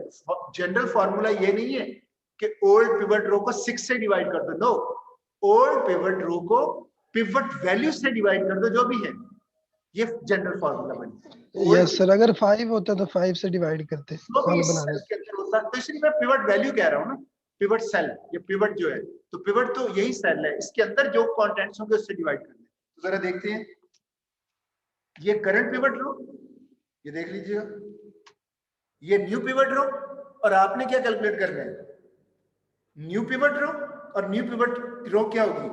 करंट पिवट रो। ये जो मैं करंट पिवट रो कह रहा हूं ये मैं ओल्ड के लिए यूज करूंगा, और ओल्ड पिवट या करंट पिवट रो, करंट का वर्ड मैं ओल्ड के लिए यूज करूंगा। तो न्यू पिवट रो कैसे आएगी? Current pivot row divide by, ये इंपॉर्टेंट है, पिवट एलिमेंट। और इस वक्त करंट रो कौन सी है? पिवट रो 6 4 1 0 0 0, ये भी शामिल रखना है, सॉल्यूशन वैल्यू भी साथ ही 24, और इस पूरी को डिवाइड कर देना है किससे? Pivot element 6। क्यों कर रहे हैं ये 6 से क्यों सर डिवाइड? 1 बनाना, 6 सर से 1 बनाना है। हमने वो आइडेंटिटी मैट्रिक्स मेंटेन रखना है। यस, आइडेंटिटी मैट्रिक्स मेंटेन करनी है। तो आप देखें, इसको मैं अगर डिवाइड करूंगा 6 डिवाइड बाय 6 एलिमेंट बाय, ये 6 सारे एलिमेंट पे डिवाइड हो जाएगा। ये हो जाएगा 1 4 by 6 2 by 3 1 by 6 0 by 6 0 0 by 6 0 0 by 6 0 24 by 6 4। इसको मैं इधर प्लेस कर देता हूं। पॉइंट क्लियर हुआ? पॉइंट क्लियर हुआ? Yes sir. तो अब देखें आपकी पिवट रो, जो नई पिवट रो जिस वेरिएबल ने भी न्यू एंटरिंग बना था, तो सब वो असल में आपकी न्यू पिवट रो होगी। तो सबसे पहले उसको उस रो का कैलकुलेट करना है। तो इसके अंदर जब ये कैलकुलेट कर लिया, अब क्या करेंगे? कोई हिंट बताएंगे अगली कैलकुलेशन कहां से स्टार्ट होगी? जी से सर आप जी ले लें या इनको किसी को भी ले सकते हो, कोई भी ऑर्डर। मुझे कौन सा रो ऑपरेशन लगाना है और इधर क्या चाहिए? 0 जीरो चाहिए। अब देखिए, जीरो के लिए जनरल फार्मूला बताने लगा हूं, ये है न्यू जी। सर सिंपल माइनस कर देना है। नहीं ठहरे, एक ऐसा फार्मूला बनाना है जो जनरलाइज्ड हो। इंपॉर्टेंट ये नहीं कि इस टास्क को जीरो लेके आना है। जनरलाइज फार्मूला हो जो सारी हमारे काम कर सके। अभी देखिए जनरलाइज फार्मूला क्या है? ये न्यू जी है, ये कैलकुलेट करनी है, और इसमें ओल्ड जी का डेटा यूज कर सकते हैं। ओल्ड जी कौन सी है? ये, जिसको करंट जी भी मैं कह सकता हूं। अब आपने इस रो को अगर लेना है, पिवट रो, ये 1 आपको हेल्प करेगा। जब मैं बात कर रहा हूं स्टूडेंट्स, और रो ऑपरेशन के साथ भी ये काम कर सकते हैं, क्योंकि लेके तो इधर 0 आना है, लेकिन माइंड में रखिएगा जो सबसे इजीएस्ट वे है और जनरलाइज्ड वे है वो है जो मैं आपको अभी बताने लगा हूं। आप 2 रोज को यूज करते हुए ये न्यू जी कैलकुलेट कर सकते हो। वो कौन सी रो है? एक तो करंट जीरो, ओल्ड जीरो जिसको कहा, और दूसरी ये जो पिवट रो है, ये आपको बस 1 मिल रहा है। ये 1 आपका एक बेस है जिसके साथ मल्टीप्लाई करके आप अगर कंप्यूटराइज सॉल्यूशन निकालना चाह रहे हो तो ये 1 आपको हेल्प करेगा। तो आप देखिए, आपने न्यू पिवट रो और ओल्ड जी को यूज करते हुए न्यू जी लेके आनी है। बताइएगा कैसे आएगा? ये -5 1 को 5 से मल्टीप्लाई करके। एक no minute, sir, minus pivot row को माइनस से हम न्यू पिवट रो को मल्टीप्लाई करके सी में ऐड कर देंगे। यस। अब देखें, आप इस -5 को इसके साथ मल्टीप्लाई करें 1 के साथ, -5 आ जाएगा इधर। Yes sir. तो जब इसको इसके साथ मल्टीप्लाई करेंगे तो ये भी -5 और ये भी -5, उन दोनों को ऐड नहीं करना, सब्ट्रैक्ट करना है, 0 आ जाएगा। तो अब आपके माइंड में फोकस इसका था, जो फॉर्मूला बन गया वो एक्चुअली रो ऑपरेशन बना है, वो पूरी की पूरी जी को इस फॉर्मूले से कैलकुलेट कर देगा। ये 0 भी आ जाएगा और इसी तरह ये भी वैल्यूज, जो न्यू वैल्यूज है, ये भी आ जाएंगी। कोई प्रॉब्लम तो नहीं? करके देखें। No sir. सर ऐड नहीं करेंगे, अगर सब्ट्रैक्ट करेंगे तो -10 आएगा। नहीं, देखें, तो ये फार्मूले पे माइनस है। माइंड में रखिएगा। -5, देखिए मैं आपके माइंड में सामने मैनुअल कैलकुलेशन है, मेरे माइंड में कंप्यूटर सॉल्यूशन है। कंप्यूटर को नहीं पता ये -5 है, कंप्यूटर ने तो सेल को देखना है x1 के अंदर क्या है, तो रेफरेंस तो सेल का बनता है। तो उस सेल को उठाओ, उसमें क्या है -5, उसको मल्टीप्लाई करो 1 के साथ, वो भी -5 हो जाएगा। तो दोनों को ऐड करेंगे तो -10 होगा, 0 नहीं आएगा अगर सेल वाइज चले। आपको तो नजर आ रहा जी है? सर, आपको वही बात मैं कह रहा हूँ कि -10 आएगा। -10 आएगा, लेकिन मैंने कहा सब्ट्रैक्ट करना है, ऐड नहीं करना, 0 आ जाएगा। वो सारे फार्मूला लिखेंगे तो इसे पता चल जाएगा, क्योंकि फार्मूले में माइनस है, माइनस माइनस प्लस हो Yes. जाएगा, +5 और -5 दोनों 0 हो जाएंगे। ये बल्कि इन्होंने वही बात कर दी जो मैं आगे बताने लगा हूं। चलें जरा देख लें, फिर पता चल जाएगा।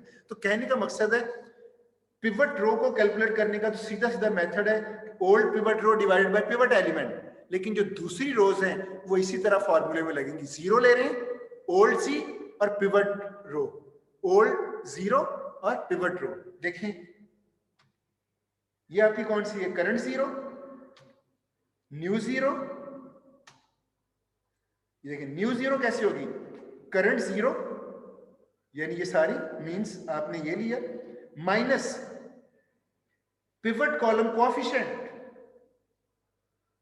ये क्या लिखा है? Pivot column coefficient. हाँ, पिवट कॉलम कोएफिशिएंट किसका? ये जी के अंदर ही बात, जी सॉरी, ये जो है ओल्ड जी की बात हो रही है, पिवट कॉलम कोएफिशिएंट। ये पिवट कॉलम था, इसका कोएफिशिएंट कौन सा है? ये बात हो रही है इसकी। Multiplied by pivot row means इस -5 को, ये पिवट कॉलम कोएफिशिएंट है, किसके साथ मल्टीप्लाई करने? इस 1 के साथ। मीन इधर तो सेल की बात हो रही, पूरी रो की बात होगी, पिवट रो। तो pivot column coefficient multiplied by ये 1 का मतलब पिवट रो, और इसको सब्ट्रैक्ट कर देना है इसके साथ। तो जरा देखिएगा। एक्सक्यूज मी सर, सर फॉर्मूले में आपको न्यू पिवट रो नहीं लिखना चाहिए था, क्योंकि पिवट रो तो हमने ऊपर वाली को भी डिक्लेयर किया था, तो उसको आपने नीचे न्यू पिवट रो डिक्लेयर किया था। अच्छा बात सुने, एक ठीक है आपकी बात सही है, इधर पिवट रो की जगह पे मैं न्यू पिवट लिखते हैं आप, यही क्वेश्चन है ना आपका? Yes sir. हाँ, इधर आप इसको न्यू पिवट ट्रीट कर लें। अभी आप देखें, आप करना चाह रहे थे, जरा गौर से देखिएगा, क्योंकि पूरी रो के ऊपर आप करना चाह रहे थे इस -5 को, ये देखें ये -5 है, इसको मल्टीप्लाई करना चाह रहे थे 1, और फिर ये -5 ये प्लस हो जाना था, ये -5 एलिमेंट 0 आ जाना। पॉइंट क्लियर हो गया? जो चीज बताई जानी चाह रहा था, पॉइंट क्लियर सर हुआ? रिपीट कर दें एक बार सर। Yes sir. अच्छा चल एक मिनट, अभी मैं एक सेल की बात कर रहा हूं। जब मैं एक सेल की बात कर रहा हूं, उसको पूरी रो ही लेना है आपने अपने एंड पे उसको पूरी रो लेना है। मैं इसको मल्टीप्लाई करना चाह रहा हूं किसके साथ? इसके साथ, यानी -5 को इसके साथ। इट मींस मैं इस रो, ये जो कोएफिशिएंट है, इसको मैं, यानी एक सेल के कंटेंट बात कर रहा हूं, इस सेल के कंटेंट को इसके साथ मल्टीप्लाई करने का मतलब है पूरी रो के साथ मल्टीप्लाई करना चाह रहा हूं। तो जब मैं इसको -5 को इसके साथ मल्टीप्लाई करता हूं और इन दोनों को ऐड कर लेता हूं, मल्टीप्लाइंग हद तक ये सेल है और ये रो है। जब ऐड करना है तो दोनों रोज को ही करना है। तो आप देख रहे होंगे ये दोनों रो को सब्ट्रैक्ट करना है ना, पहले वो देख लें। चलिए ऐसे देख लेते हैं। मैं कहना चाह रहा हूं ये पिवट कॉलम कोएफिशिएंट है, ये वाला, इसको आपने मल्टीप्लाई करना है इसके साथ। अब सिर्फ इसको देख लें, -5 इसके साथ मल्टीप्लाई करें, मीन सारी रो के साथ, इधर सेल है, -5 आ जाएगा। -5 दोनों को जब सब्ट्रैक्ट करेंगे तो रोज की बात कर रहे हैं, तो ये -5 माइनस होके प्लस हो जाएगा, ये दोनों 0, यहाँ पे 0 आ जाएगा। जी सर समझ आ गई। समझ आ गई? तो जी सर। थोड़ा कुछ अगर किसी को कंफ्यूजन है तो लेक्चर देख लीजिएगा। असल में ये इतनी दफा आएगा तो आपको ये इशू नहीं रहेगा। अच्छा आप देखें, ये रो लेनी सारी, करंट 0 माइनस, यानी इन दोनों को जो सब्ट्रैक्ट करने हैं, पिवट कॉलम कोएफिशिएंट को इसके साथ मल्टीप्लाई करें, मीन सारी रो के साथ, न्यू पिवट रो के साथ मल्टीप्लाई कर दें और फिर सब्ट्रैक्ट कर देना है इसको इसके साथ। ये डेटा आपके सामने आ जाएगा। करंट ये रो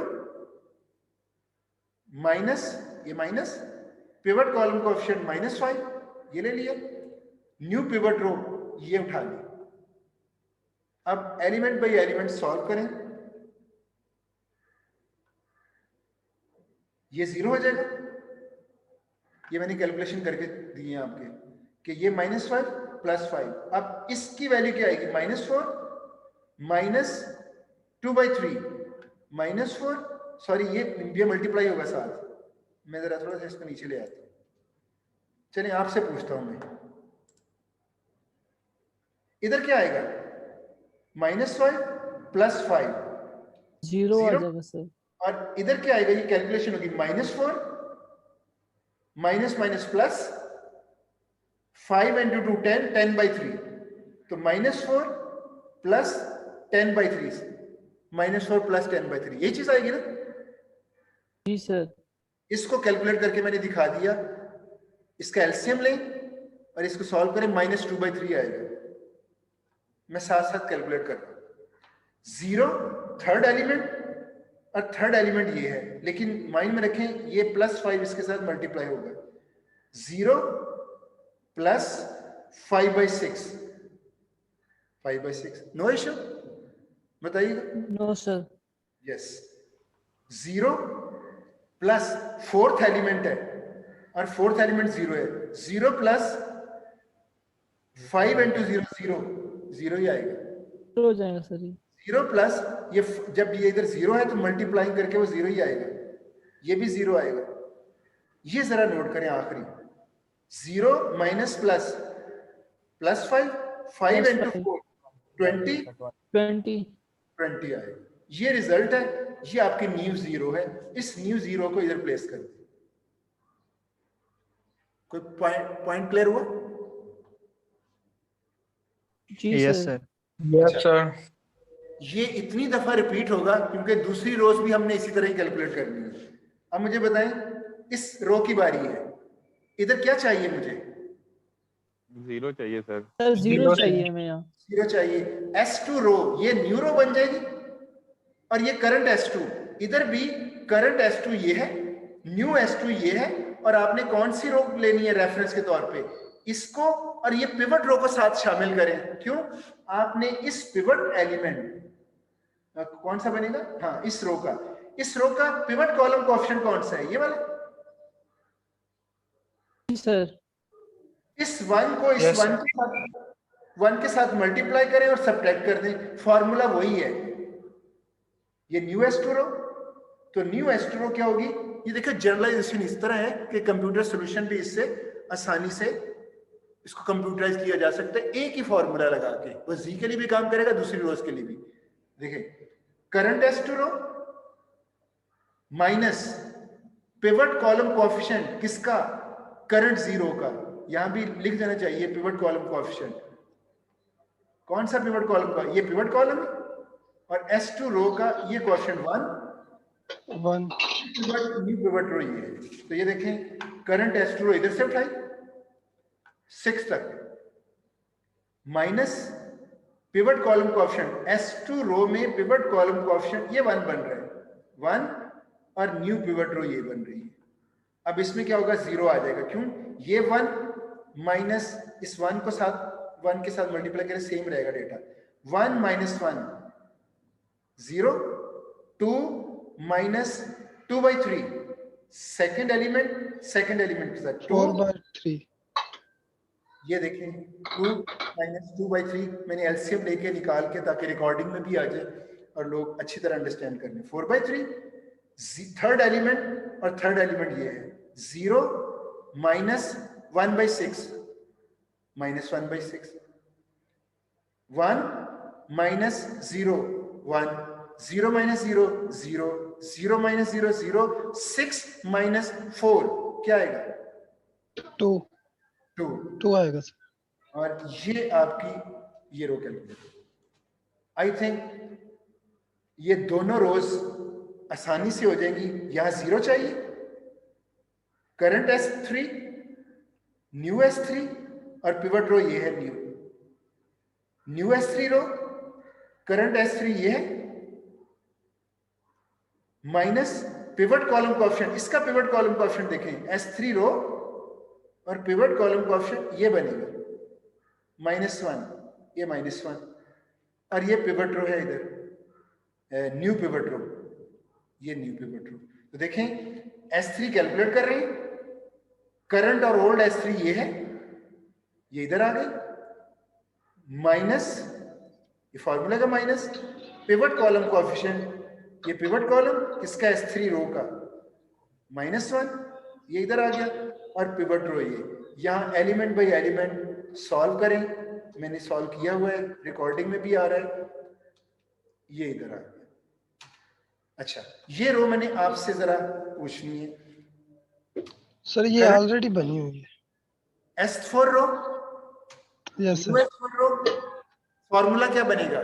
new S4 row equal to current S4 row S4 row minus pivot column coefficient of S4 row, right, multiplied by new pivot row.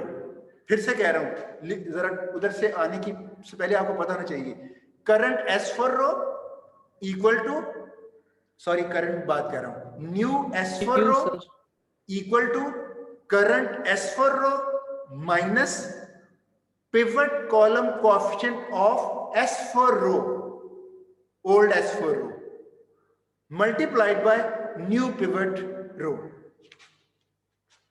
Current S4 row minus pivot column coefficient of S old current S4 row multiplied by new pivot row.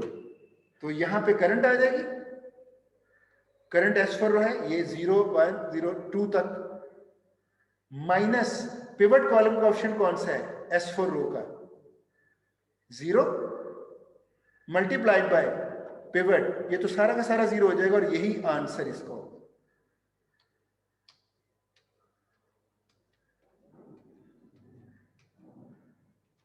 I think समझ आ गई होगी आपको। सारी iteration calculate हो गई? जी sir. 2 minute रह रहे हैं लेक्चर में, अटेंडेंस में आपकी जूम से ले लूंगा। अब जरा मैं वो आपको दिखाता हूं आपका सोल्यूशन जो स्टार्ट में मैंने कहा था। कोई बताएगा इस वक्त एक एक वेरिएबल की वैल्यू बता दे, कंप्लीट सोल्यूशन। 6 वेरिएबल्स है ना, बताएं x1 क्या है? 4 0 सर। 4 4 x2 0 sir. 0 वो मिसिंग है। S1 S1 0 0 non S1 basic missing है। बचेगा, आपको पता है बेसिक से निकल चुका है 0। S2 क्या है? 2 है 2 सर। 0 सर। 2 है sir. 2 S3 5 5 S4 2 2 sir.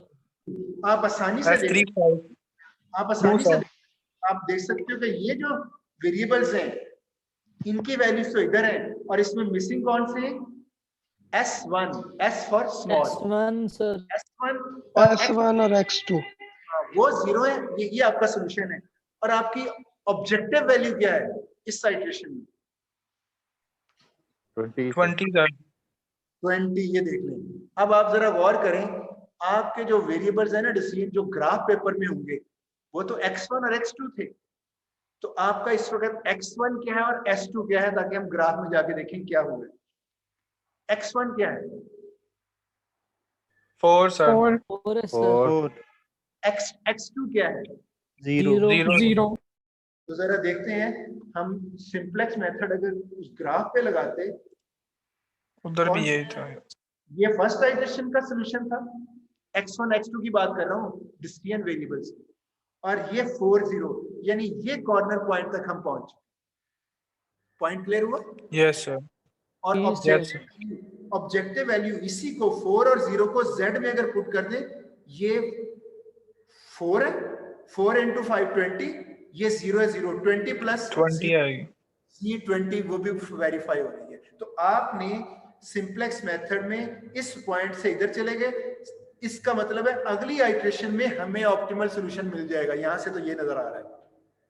Follow कर रहे हैं? Yes sir. Yes sir. अगर सिंपलेक्स मेथड ने हमें हेल्प पता क्या की, अगर हम इससे इधर जाते, एक आइटरेशन देखिए, हम एक आइटरेशन में इधर पहुंच गए, ये आइटरेशन, फिर एक आइटरेशन और कैलकुलेट करनी पड़नी थी, एक आइटरेशन और कैलकुलेट करनी पड़नी थी, और एक आइटरेशन और, फिर जाके हम पॉइंट तक पहुंचना था। तो ये भी सिंपलेक्स मेथड ही है कि इधर से पहुंचो या इधर से, सर क्योंकि मेरा एक सवाल है। जी जी बोले। सर हमें कब पता चलेगा कि हमें ऑप्टिमल सॉल्यूशन मिल गया है और ऑप्टिमल वैल्यू भी?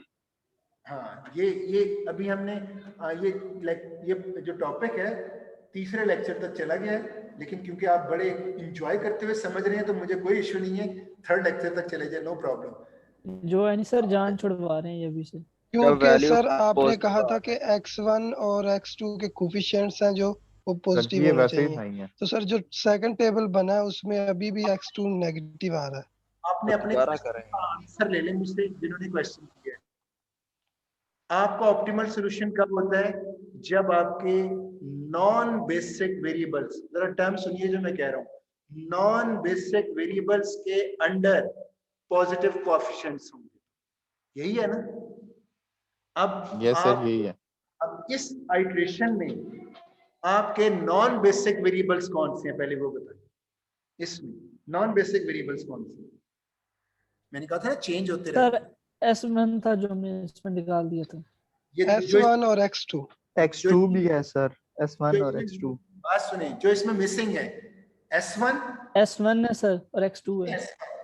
S1 के अंडर देखें कोएफिशिएंट, अभी साइटेशन की बात हो रही है ना, ये कॉलम तो फिक्स है। S1 के अंडर पॉजिटिव कोएफिशिएंट आ गया, जी पॉजिटिव सर। कोएफिशिएंट, इसका Yes, मतलब है sir. यहां तक तो ऑप्टिमैलिटी की तरफ ये जा रहा है, लेकिन सारे नॉन बेसिक के अंडर होने चाहिए। दूसरा नॉन बेसिक वेरिएबल कौन सा है इसके हिसाब से देखें, कौन सा मिसिंग है? और x2 है सर, x2 है सर। 2 है। x2 को देखते हैं, ये x2 कॉलम है ना, x2 के कॉलम में नीचे जाएं, ये कोएफिशिएंट क्या है, पॉजिटिव और नेगेटिव? नेगेटिव है सर। नेगेटिव है सर। अगर ये पॉजिटिव हो जाता इधर ही स्टॉप कर देते और यही हमारा ऑप्टिमल सॉल्यूशन था, तो ये ऑप्टिमैलिटी टेस्ट लगाना पड़ेगा। कोई आंसर मिल गया? कब स्टॉप करेंगे? जब दोनों कोएफिशिएंट, जितने भी नॉन बेसिक वेरिएबल है उनके अंडर पॉजिटिव कोएफिशिएंट्स आ जाएं, तो ये नेगेटिव ये बता रहा है कि अभी सॉल्यूशन ऑप्टिमल नहीं है। ऑप्टिमैलिटी टेस्ट ये देखें, सर पहले हमारे पास 2 नेगेटिव वैल्यूज थी तो हमने एक को चेंज कर दिया। ठीक है, तो अब एक है, एक ही नेगेटिव है, तो सर इसी को चेंज कर देंगे हाँ नहीं देखें, नॉन बेसिक के साथ। देखिए ये सारी चीजें नेक्स्ट लेक्चर में ही मैं थॉरोली डिस्कस करूंगा, लेकिन अभी इन शॉर्ट ये बता रहा हूं, आपने ये नहीं देखना कि ये पॉजिटिव हो गया, आपने सिर्फ देखा कि 2 नेगेटिव थे, एंटरिंग बनाया, लीविंग किया, कैलकुलेशन की, नया स्टेटस दोबारा से देखोगे कि नॉन बेसिक वेरिएबल्स के अंडर जेड रो में सारे कोएफिशिएंट पॉजिटिव हो गए, यानी अगर एक भी नेगेटिव है इट मींस नहीं। आगे चलेंगे, फिर रूल क्या होगा, वो जो नेगेटिव कोएफिशिएंट्स हैं अगर एक है तो वही एंटरिंग बन जाएगा, अगर 2 हैं तो उनमें से मोस्ट नेगेटिव को आगे लेके जाएंगे। इस तरह से ये प्रोसेस चलता जाएगा जब तक के सारे पॉजिटिव नहीं हो जाते। पॉइंट क्लियर हो गया? यस। तो नेक्स्ट लेक्चर में एक आइटरेशन और पे आपका आंसर आ जाएगा, और ये इतना जबरदस्त एल्गोरिदम है, ये सेंचुरी एल्गोरिदम है, यानी ये कहें कि 19th सेंचुरी में ये डिस्कवर हुआ था, और 19th सेंचुरी नहीं, वो 20th सेंचुरी कहेंगे, 1960 में शायद ये इंट्रोड्यूस हुआ था। तो 20th सेंचुरी में का ये बेस्ट एल्गोरिदम था, और आज तक ये लीनियर प्रोग्रामिंग, जो भी प्रॉब्लम लीनियर प्रोग्रामिंग का कैंडिडेट है, आज तक इससे बेस्ट एल्गोरिदम और नहीं आया।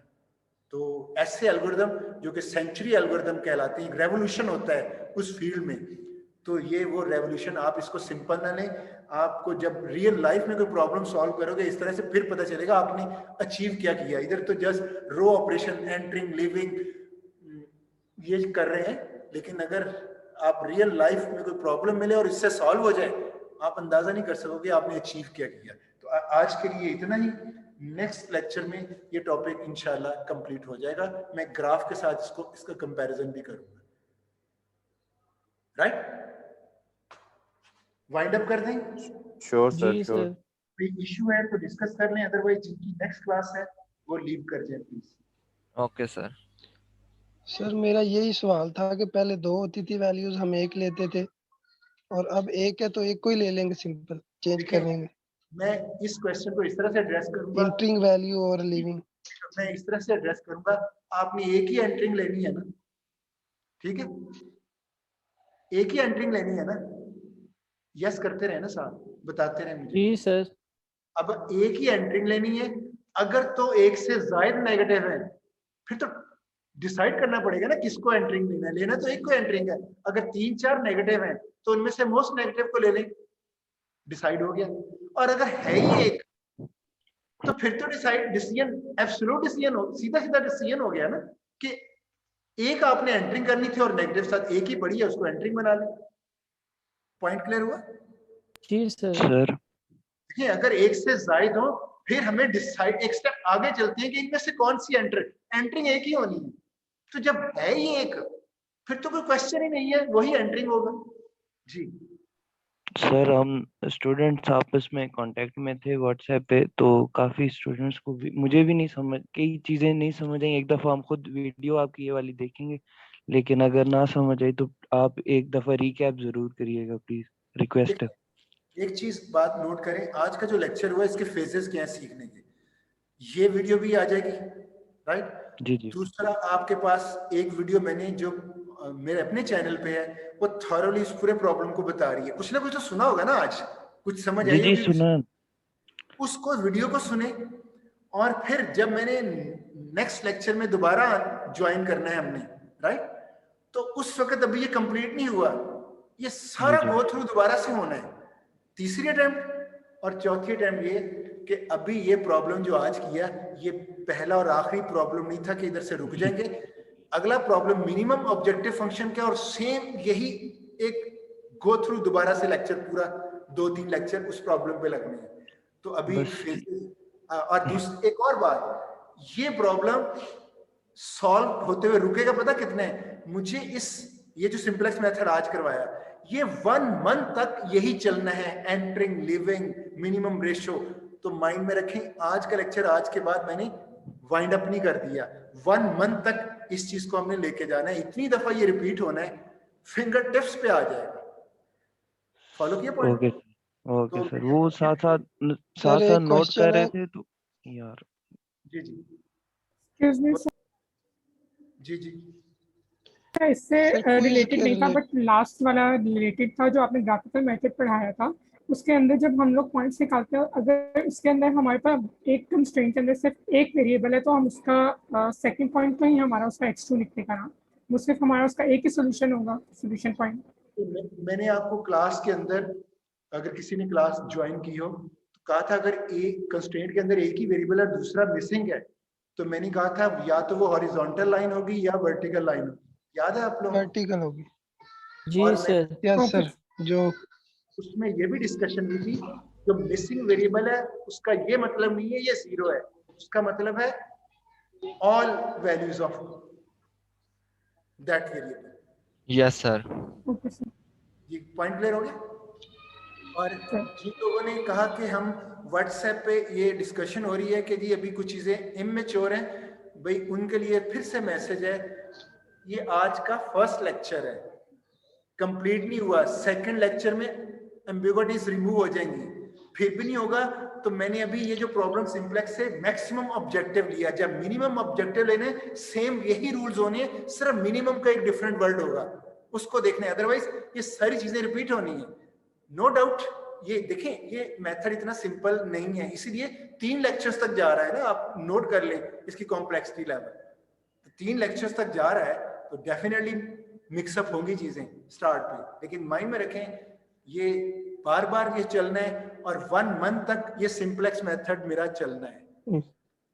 जी सर, आप रिपीट करते जाइए। बल्कि सेकंड लेक्चर में जो नेक्स्ट लेक्चर होगा उसी में इश्यूज रिजॉल्व हो जाएंगे, अगर आप वीडियो लेक्चर सुनेंगे तो। अगर आप वीडियो लेक्चर सुन के आते हैं ना, वो लेक्चर जो ये हमारा नेक्स्ट लेक्चर कब होगा? मंडे। आप टारगेट रखो जिनको भी प्रॉब्लम है कि मंडे को हर हाल में आपके ये सारे इश्यूज रिजॉल्व होने चाहिए। मुझे इधर रोक के क्वेश्चन करें, मैं व्हाइट बोर्ड लेके आपके हर क्वेश्चन का आंसर करूंगा, हर कंफ्यूजन दूर करूंगा, लेकिन थोड़ा सा देख कर। ओके सर, वो आपका पूरा लेक्चर साथ साथ नोट कर रहे थे, ऐसे लग रहा था कि सब समझ आ रहा है, लेकिन अब लेक्चर का एंड हुआ है तो जब पीछे से पेजेस देखे हैं तो ऐसे कुछ भूल सा गया है, तो तब कह रहा हूँ। अभी एक और मेरे क्लास फेलो ने इनको भी मैं नहीं जानता, लेकिन ये भी देखें, कह रहे हैं कि आप ये प्लीज लेक्चर रिकैप करिएगा। तो और काफी आपको और बच्चों को भी इशू होगा। अभी आपको ये नहीं पता, मैं टीचर हूँ इस सब्जेक्ट का, मुझे पता है ये टॉपिक समझने में आपको 1-2 वीक लगेंगे, ये नेचुरल है, ये थोड़ा सा कॉम्प्लेक्सिटी लेवल इसका ज्यादा है, मुझे पता। सर ऐसा लग रहा है जैसे समझ आ रही है, लेकिन सर इतनी आ मेरे नहीं ख्याल रही, से मतलब इस थोड़ा मेथड बात का है। नाम होना चाहिए था कॉम्प्लेक्स मेथड। आप अभी क्यों नहीं ये एज्यूम कर रहे हैं कि आज फर्स्ट लेक्चर है और आगे 4 और 5 लेक्चर्स और इसी पे ही चलनी है? कैसे नहीं सर समझ? वो हमें ये टेंशन है ना कि गाड़ी हाथ से निकल ना जाए, तो इसलिए हम लोग शुरू में ही डरे हुए हैं। ये कोई मेरी मसला नहीं है, रिस्पॉन्सिबिलिटी है कि गाड़ी हाथ से नहीं निकलेगी। अगर गाड़ी बस हाथ यही से बात। इट मींस अगर आपको समझ नहीं आती तो मेरा फॉल्ट है कि मैं समझने सक्सेसफुल नहीं हुआ। आप अपने आप को ऐसे। सर मेरा एक सवाल ले लेंगे? सर आज क्विज है ना 8 बजे? जी बिल्कुल। तो उसका टाइम कितना, क्वेश्चन एक होगा उसमें?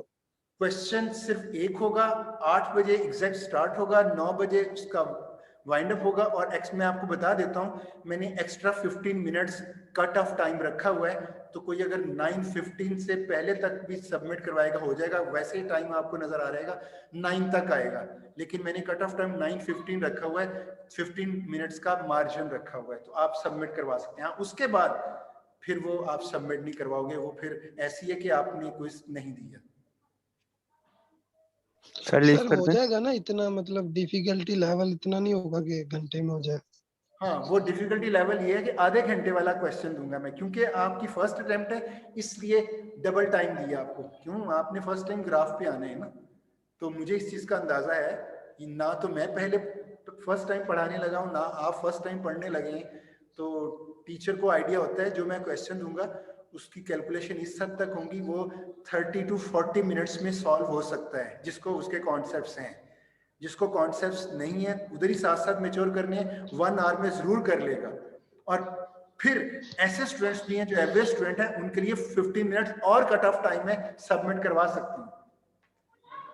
ओके सर एक और सवाल है सर, वैल्यूज जो हम ग्राफ से हाथ से बनाते हैं ना सर, एक कंप्यूटराइज वैल्यूज होती हैं वो एग्जैक्ट होती हैं, लेकिन जो हम बनाते हैं सर थोड़ा बहुत डिफरेंस आ जाता है, जैसे जी की वैल्यू 6 आ गई, किसी की 5.9 आ गई, 5.8 आ गई, तो वो तो नहीं इशू होता?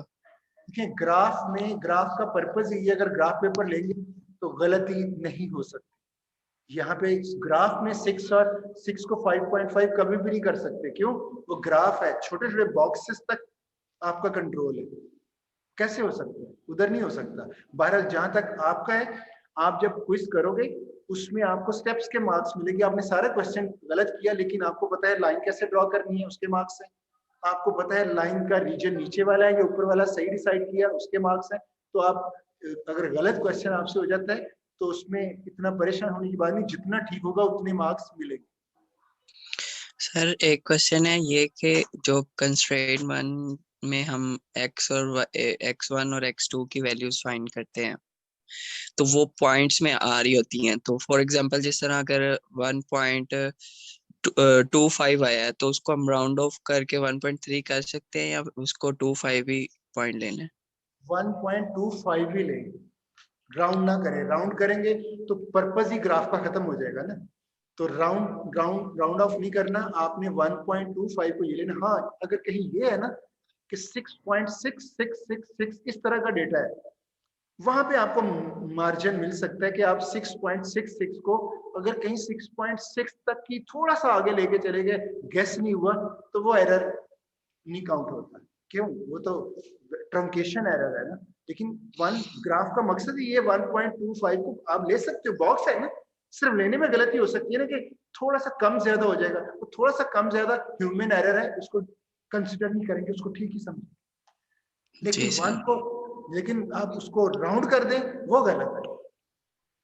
सर वो क्योंकि ना असाइनमेंट्स जो मिली थी उसमें मैंने ये कर दिया, इसलिए पूछा। क्विज में अगर हुआ तो वो फिर नहीं, आपने उसको राउंड नहीं करना, लेकिन उस पॉइंट को प्लॉट करते हुए जगह थोड़ी इधर उधर हो जाए, ये तो ह्यूमन एरर चांसेस है ना, उसको जी सर। इग्नोर करते हैं। लेकिन राउंड करना वो गलती होती है, वो नहीं करना। जी राइट सर एक और सवाल था, जो जब हम जी की वैल्यू सपोज करते हैं और एक कर्व हमें पता चल जाए जाता है ये कर्व आ रहा है, तो सर जब हमें ऑप्टिमल पॉइंट वो सॉल्यूशन मिल जाता है तो वो वहां से लाइन वो गुजारनी होती है इसके पता चल गया बस ठीक है। इस तरफ पता चलने के लिए सारा काम करती है। अगर आप स्केल के जरिए ढूंढ रहे हैं ना जी, तो सिर्फ पता चलना जरूरी होता है। Yes.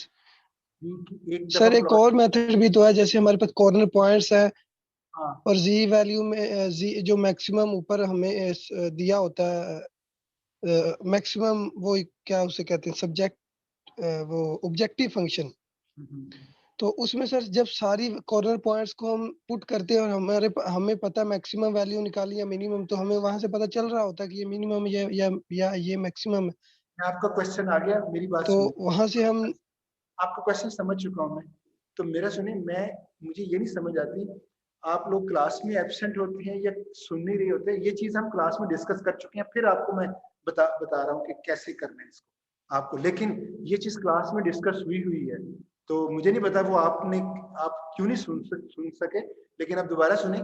मेरा आंसर ये था क्लास में, अगर आपका वो शेडेड रीजन क्लोज्ड तो फिर पॉइंट्स कोई एक्सप्लोर करके आंसर दे सकते हो, जी प्लॉट करने की जरूरत ही नहीं है। फॉलो किया पॉइंट को? अभी एक स्टूडेंट ने किसने क्वेश्चन किया था मुझे? सर पता नहीं सर मैं रियाज हूँ। अच्छा रियाज ने किया था सर। आप बताओ ना कि मैं अभी जो कह रहा हूँ वो आपने सुन लिया या नहीं। अगर वो रीजन क्लोज्ड हो, मीन सारे कॉर्नर पॉइंट्स में शेडेड रीजन पैक्ड है, कहीं से ओपन एंड नहीं है, तो फिर तो पॉइंट्स को एक्सप्लोर करके दे दो, जी प्लॉट करने की जरूरत नहीं है लाइन। लेकिन अगर वो क्लोज नहीं है, एक जगह से ओपन है, तो फिर कौन डिसाइड करेगा कि आपका आंसर उस रीजन की तरफ है या नीचे है? तो फिर हमें जी प्लॉट करने होते हैं। ये मैंने आंसर किया था, बताइएगा फॉलो किया अभी आपने? Yes sir. तो ये मैं क्लास में कर चुका हूँ, आंसर भी कर चुका हूँ। आप 2 दफा भी पूछ सकते हो, कह सकते हो मैंने क्लास में सही तरह से मुझे समझ नहीं आई, मुझे कोई इशू नहीं है। लेकिन सर क्लासेस मैंने सारी ली हैं, लेकिन मुझे कंफ्यूजन थी इसलिए मैंने सवाल किया। ये मैंने पहले भी आंसर कर चुका हूँ और आप रिपीट किया, अभी भी नहीं समझ आई, मैं थर्ड टाइम भी रेडी हूँ बताने के लिए। क्यों? जो स्टूडेंट सीखना चाहता है उसके लिए तो सारा का सारा टाइम हमारा उसी के लिए है, जो सीखना चाह रहा है। स्टूडेंट तो सीखना ही नहीं चाह रहे जी। अभी वैसे इस पॉइंट की समझ आ गई आपको, जो मैंने अभी क्लोज रीजन का और ओपन एंड? यस सर, एक क्लोज रीजन है तो उसके हमारे पास कॉर्नर पॉइंट सारे होंगे, लेकिन अगर सॉल्यूशन सर ऊपर को जा रहा है उसके कॉर्नर पॉइंट्स नहीं मिल रहे, इनफाइनाइट है। यस हाँ सर इनफाइनाइट है, तो उसके लिए कर्व जी की सपोज वैल्यू करेंगे। हाँ, जी सपोज करके देख लें, फिर एक कर्व ड्रा करेंगे और उससे हमें पता चलेगा कि कहाँ पे आ रहा है। डायरेक्शन का पता चल जाए, जी किस तरफ मूव कर रही है जो आपको चाहिए। अगर एक और आपने भी बात की, क्योंकि डायरेक्शन हमें बताएगी। हाँ डायरेक्शन बताएगी, फिर आप वो पॉइंट्स तक पहुंच जाएंगे। या तो पता डायरेक्शन अगर ओपन एंड की तरफ है, फिर तो आप कहेंगे इसका सोल्यूशन ही नहीं एग्जिस्ट करता, अनबाउंडेड रीजन है। और अगर आपकी जी इंप्रूव कर रही है क्लोज्ड वाले पोर्शन में, तो फिर तो आप आसानी से बता सकेंगे कौन सा पॉइंट है उनमें से। जी ओके, थैंक यू सर, काफी चीजें क्लियर हो। आप डिस्कशन करते रहें इंशाल्लाह।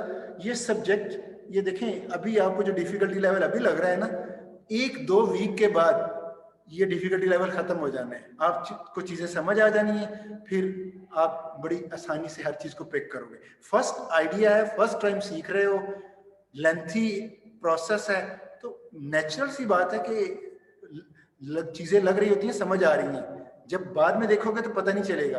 प्रैक्टिस किसको कहते हैं, डिस्कशन किसको कहते हैं, क्वेश्चन करना किसको कहते हैं? इसलिए कहते हैं कि क्वेश्चन सेशन ही यही होता है कि जो जिन्हें समझ नहीं आई उस क्वेश्चन, तो उसकी रियलिटी उनको समझें कि ये चीज भी होनी है। जी कोई और सर एक सवाल था आपसे असाइनमेंट के रिलेटेड। सर जो हमने असाइनमेंट किया ना, तो उसमें 2 डेसिमल में आ रहा था, कहीं उससे भी ज्यादा, तो हमने उसको राउंड ऑफ कर दिया, तो फर्स्ट टाइम तो हमें पता ही नहीं चला इसका। ये डेसिमल प्लेसेस को राउंड ऑफ कर सकते हो। जी सर, डेसिमल को ही किया है। हाँ वो कर सकते हो। अभी देखो पहले क्वेश्चन मुझे और आया था, और है, अब आपने कहा 1.25679 ये क्वेश्चन है। इतना ज्यादा जाने की जरूरत नहीं, 1.25 कर दो या 1.26 कह दो। सर अगर 2 डेसिमल डेसिमल है, हमने उसको फिर 1 डेसिबल में कर दिया। 1 डेसिमल तक भी चलेगा, नो इश्यू, लेकिन आप डेसिमल को उड़ा के ना रखें, वो ना उड़ाएं। सर बस डेसिमल को नहीं उड़ाया, बस 1 डेसिबल में ही किया था, क्योंकि समझ नहीं लग रही थी कि बॉक्सेस को मजीद कितना डिवाइड करें हम। बिल्कुल 1 डेसिमल तक ले लो, 2 डेसिमल, नॉर्मली 2 डेसिमल लेते हैं, लेकिन 1 तक भी जी ले जाओ सर। फिर भी इशू नहीं। आप जरा ये नोट करें आप करना क्या चाह रहे हैं। अगर आप 1 डेसिमल लेते हो फिर भी आप आंसर तक पहुंच रहे हो, जी डेसिमल सर। खत्म करोगे तो फिर बहुत बड़ा ब्लंडर कर रहे हो। ठीक है जी सर। जी, और कोई स्टूडेंट क्वेश्चन कोई? जी मैं एंड कर रहा हूँ सेशन पे। Thank you very much. Sir attendance zoom से ले लूंगा मैं। अल्लाह हाफिज। सर वो समटाइम्स हाफिज सर। इशू होता है कि नेट इशू की वजह से डिस्कनेक्ट होकर दोबारा कनेक्ट हो जाता है, तो वो उसमें तो वो टाइम काउंट नहीं होता, तो वो किस तरह उसके से फिर करते हैं आप मैनेज? नहीं मेरे पास दोनों टाइम आ जाती है, मैं उनको सम कर लेता हूँ, ऐड कर लेता हूँ। मेरे पास वो दोनों दो कनेक्टिविटी है ना आपकी, तो दोनों आ जाते हैं, तो मैं दोनों को ऐड कर लेता हूँ, नो इशू। ठीक हो गया? Yes sir. ओके, अल्लाह हाफिज। हाफिज सर। अल्लाह हाफिज।